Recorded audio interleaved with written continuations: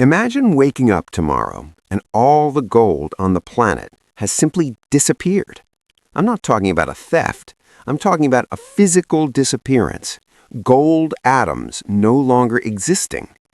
What would happen to your phone, to the global economy, and why, in less than 48 hours, the world as you know it could begin to collapse? Most people think gold is just a beautiful metal used for jewelry, but they are completely wrong.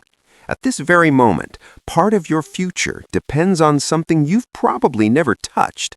And once you understand the role gold plays in the modern world, you start to realize just how fragile everything really is. If gold disappeared, the first thing to collapse wouldn't be the luxury market. It would be the internet. High-performance processors, satellite connectors, and many critical components inside your smartphone use gold. The reason is simple: it doesn't oxidize, and it conducts electricity extremely reliably.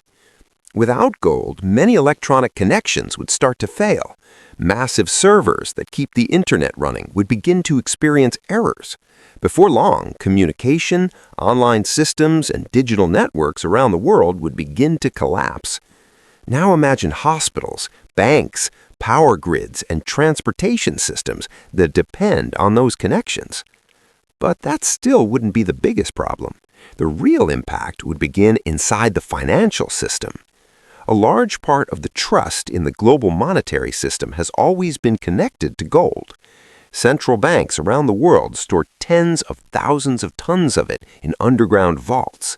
If that backing suddenly disappeared, confidence in currencies could evaporate quickly. Gold has long been seen as a physical guarantee of value.